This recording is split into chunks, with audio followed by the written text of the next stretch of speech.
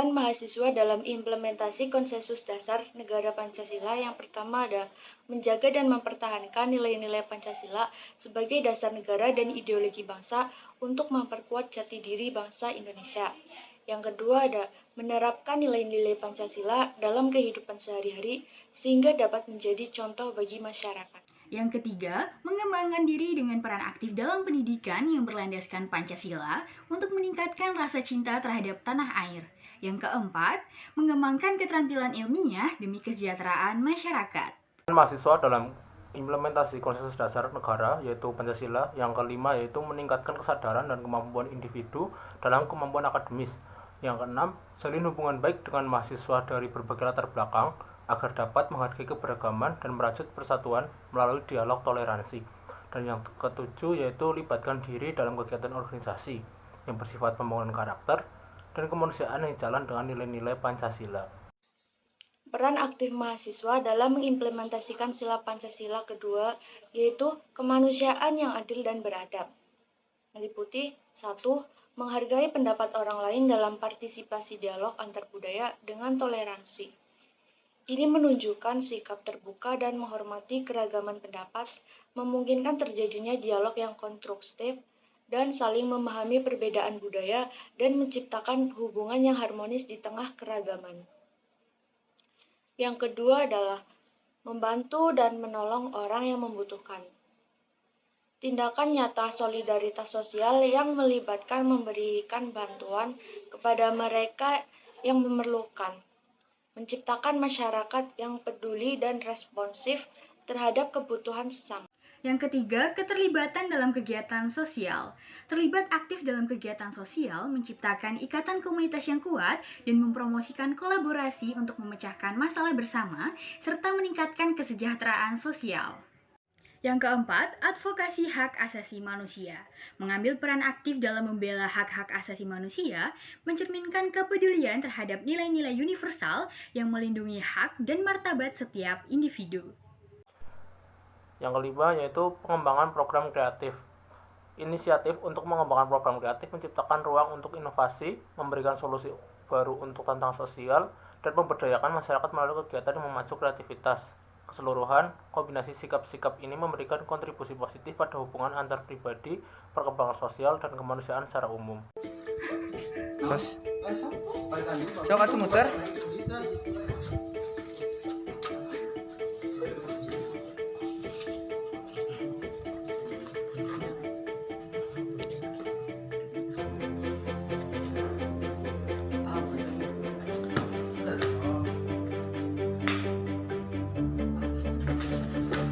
Inggris betul.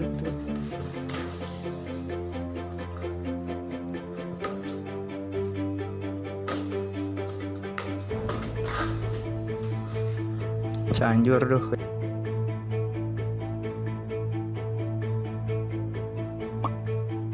Baik, saya Naswa Cinta Asifa Salsabila dengan NIM J1D023040 akan melanjutkan pembahasan.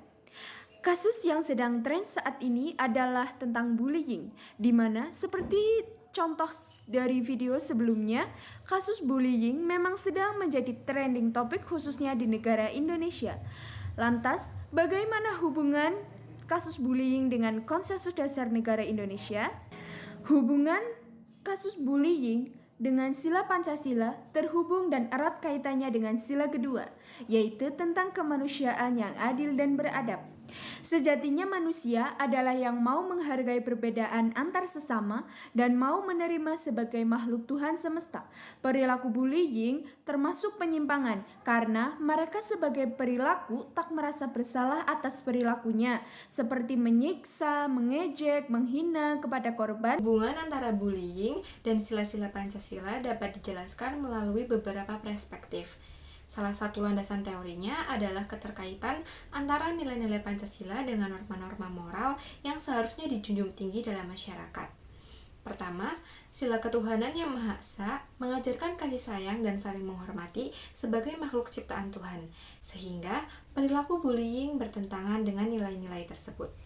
Kedua, sila kemanusiaan yang adil dan beradab menekankan perlunya menghormati martabat dan hak asasi setiap individu. Bullying yang sering melibatkan perlakuan tidak adil dan merendahkan martabat seseorang bertentangan dengan sila ini. Kemudian, yang ketiga ada sila Persatuan Indonesia, mengajarkan pentingnya kerjasama dan solidaritas dalam kehidupan bermasyarakat. Tindakan bullying dapat merusak keharmonisan dan persatuan dalam masyarakat. Kemudian, sila yang keempat, sila kerakyatan yang dipimpin oleh hikmat kebijaksanaan dalam permusyawaratan perwakilan, menunjukkan perlunya pengambilan keputusan bersama dan partisipasi dalam mengatasi permasalahan, termasuk penanggulangan bullying.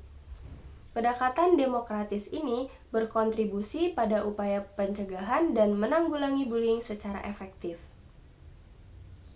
Sila keadilan sosial bagi seluruh rakyat Indonesia menegaskan pentingnya pemerataan hak dan keadilan di semua lapisan masyarakat. Bullying seringkali melibatkan ketidaksetaraan dan ketidakadilan yang bertentangan dengan sila ini. Dengan demikian, hubungan antara bullying dan sila-sila Pancasila dapat dipahami sebagai ketidaksesuaian perilaku bullying dengan nilai-nilai moral dan etika yang dipegang teguh oleh Pancasila dalam membangun masyarakat yang adil dan beradab.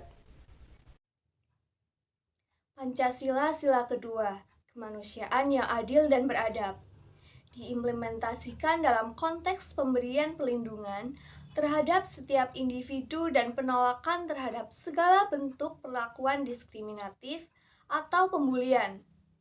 Latar belakangnya melibatkan upaya untuk menciptakan masyarakat yang adil, beradab, dan menghormati hak asasi manusia.